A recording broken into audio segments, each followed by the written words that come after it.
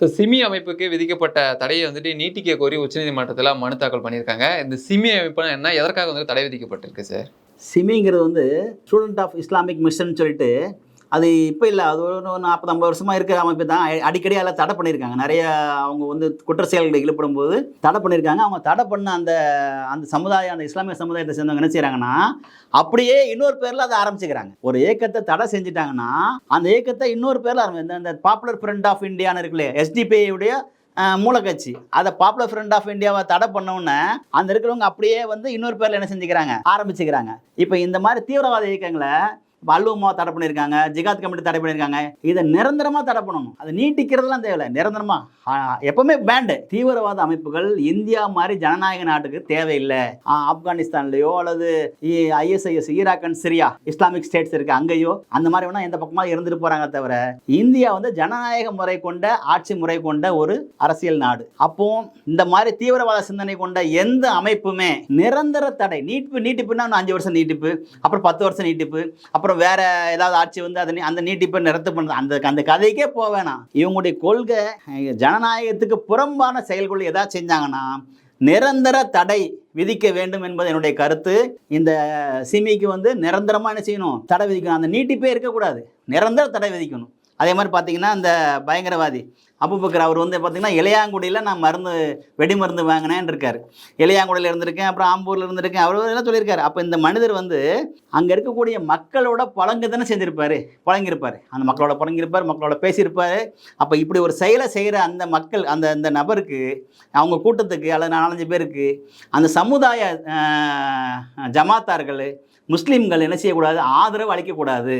அவங்கள என்ன செய்யணும், அரசாங்கத்தை சொல்லி கொடுத்துடணும். ஒன்று. ரெண்டாவது, இவங்க செய்கிறதுனால ஏதாவது ஒரு ரிசல்ட் கிடைக்குமா? இவங்க செஞ்சது எத்தனையோ குண்டு வெடிப்பில் அந்த இவங்க அத்வானிஜி வந்து இங்கே வரும்போது, கோயம்புத்தூர் வரும்போது குண்டு வெடிப்பு நடத்திருக்காங்க. அதுக்கு முன்னே மும்பை குண்டு வெடிப்பில் காரணமாக இருந்திருக்காரு. நிறைய இடத்துல இருந்திருக்காங்க. என்ன தான் நீங்கள் ரிசல்ட் கிடச்சிருக்கீங்க? ஒரு விஷயத்தை செஞ்சால் அதோட ரிசல்ட் என்ன வரணும்? ஒன்று அச்சுறுத்தல், பயம் வரணும், அல்லது அதை கொண்டு நீங்கள் ஒரு ஆட்சியை பிடிக்கணும். என்ன ரிசல்ட் கிடச்சிச்சுன்னா கெட்ட பேர் தான் கிடச்சிருக்குது. அந்த கெட்ட பேர் கொடுக்கக்கூடிய இந்த மாதிரி செயல்களுக்கு என்ன செய்யக்கூடாது, சமுதாய தலைவர்கள், ஜமாத்துகள், முஸ்லீம்கள், அவங்க கூட இருக்க புழங்கக்கூடியவங்க என்ன செய்யணும், ஆதரவு கொடுக்கக்கூடாது.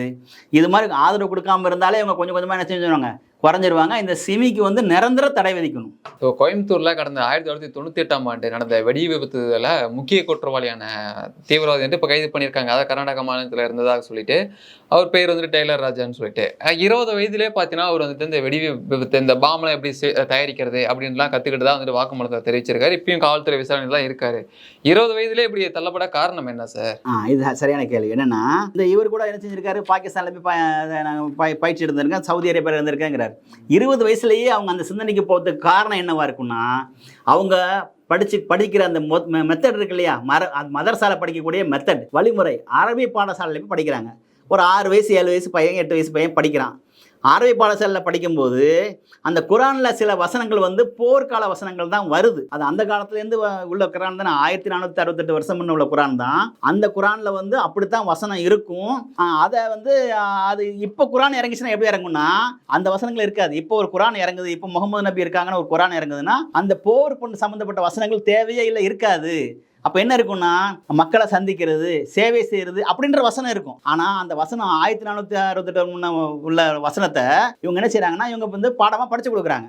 படித்து கொடுக்கும்போது இந்த 8 வயசு 10 வயசு பையனுக்கு என்ன தோணுதுன்னா, நாம் இதைத்தான் நம்ம செய்யணும் போல இருக்குது, இதுதான் நம்முடைய வேதம் சொல்லுது. என்ன சொல்லுதுன்னா, அந்த மாதிரி போர் செய்ய சொல்லுது, வெப்பன்ஸை தயாரிக்க சொல்லுது, குண்டு வைக்க சொல்லுது, அல்லது வெட்ட சொல்லுது, குத்த சொல்லுது, கொல்ல சொல்லுதுன்னு அவன் படிக்கிறான். படிக்கும்போது இந்த 20 வயசுல இந்த பையன் ஸ்டார்ட் பண்ணான்னு சொல்கிறோம் இல்லையா, அது காரணம் என்னென்னா, அந்த அரபி மதரசாக்களை வந்து உத்தரப்பிரதேசில் நிறைய இடத்துல தடை பண்ணிட்டாங்க. யார்?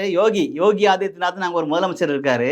அவர் மதரசாக்களை பெரும்பாலும் என்ன செஞ்சிட்டாரு, பேன் பண்ணிட்டார். ஏன் பேன் பண்ணிட்டார்னா, அவங்க அந்த குரானை அந்த வழிமுறையிலே சொல்லிக் கொடுக்குறாங்க. சொல்லிக் கொடுக்கும்போது இந்த 20 வயசு பையன் என்ன செஞ்சிடறான், அந்த குண்டை தயாரிக்கிறது, அதை போய் கற்றுக்கிறான், தெரிஞ்சுக்கிறான். ஏன்னா நம்ம போர் செய்யணுமே, நம்மள்ட்ட போர் செய்யுங்கள், போர் உங்கள் மீது விதியாக்கப்பட்டால் போர் செய்யாமல் இருக்க என்ன நேர்ந்ததுன்னு ஒரு குரானில் ஒரு வசனம் வருது. உங்கள் மீது போர் விதியாக்கப்பட்டால் போர் செய்யாமல் இருக்க உங்களுக்கு என்ன நேர்ந்தது, ஏன் சும்மா இருக்கிறீங்கன்னு கேட்குது குரான். அது வந்து இராணுவத்துக்கு கேட்குறது, நாட்டுக்கு கேட்குறது. அதை இவன் தனி மனிதன் தான் தனக்குன்னு எடுத்துக்கிறான். தனக்குன்னு எடுத்துக்கிட்டு அவன் என்ன செய்யறான், அந்த தயாரிக்கிறது, அதை கொண்டு மக்களை போய் அவங்கள தாக்குறதுக்கு என்ன செய்யறான், அந்த மாதிரி பண்ணிடுறான். அப்படி பண்ணும்போது நம்ம என்ன செய்யணும்னா, அந்த மதரசாக்களை வரைமுறைப்படுத்தணும். அரசாங்கம் தான் வரைமுறைப்படுத்தணும். மதரசாக்களை அங்கே பள்ளிக்கூடத்தில் சொல்லிக் கொடுக்குற மெத்தடில், வரிமுறையில் அந்த குர்ஆனுடைய வசனங்களை அதை டிரான்ஸ்லேஷன் பண்ணும்போது இப்போ உள்ள காலத்துக்கு ஏற்ற மாதிரி உள்ள அரசியலை சொல்லிக் கொடுங்க. அதை அப்படியே சொல்லிக் கொடுக்காதீங்க.